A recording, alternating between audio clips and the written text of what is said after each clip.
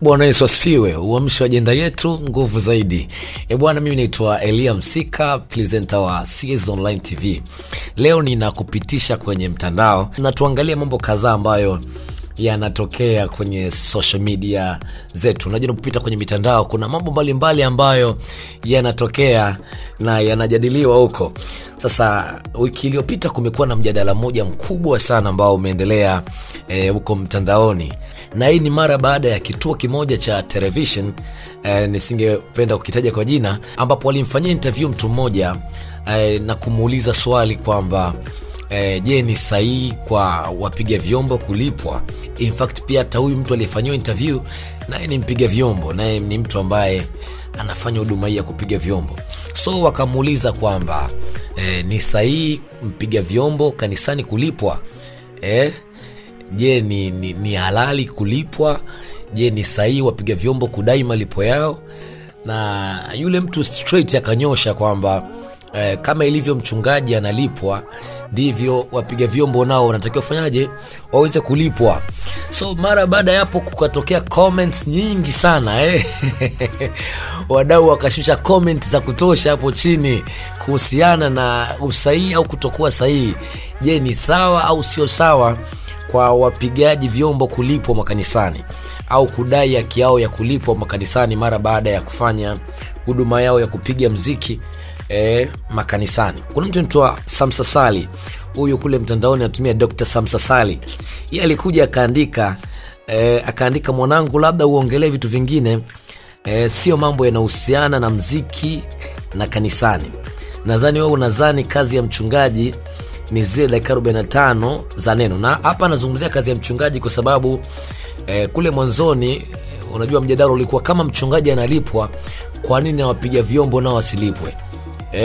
Kwa hiyo Samu anakuja kuweka vitu hapa, anasema nadhani wewe unadhani kazi ya mchungaji ni zile dakika 45 za neno. Uliza kitu. In fact mimi ni mtoto wa mchungaji, nimepiga mziki na kuimba na kumiliki bendi. Siongelee kuchangamsha genge. Msimamo wangu uko pale pale. Wawe washirika zao washiriki kama washirika wengine, kama wanavyotumika wengine kanisani, wao wachague huduma, halafu mambo ya hela yaje. Wanamuziki wengi sana wanajionaga kama last born wanaishi kama mafreelancer, yani hela yake ikichelewa tu basi anasusa kupiga kinanda mpaka apewe 30 yake. Hela ikichelewa anazima mixer. Basi wanapenda wanyenyekewe, wapigiwe magoti. Tusipepese macho, huo sio Ukristo. Kwenye matamasha anasema kwenye matamasha wafanyiane hayo, sio kwenye ibada. Ukiona unabaniwa mwanamuziki, usiwasumbue watu, ondoka kwa amani.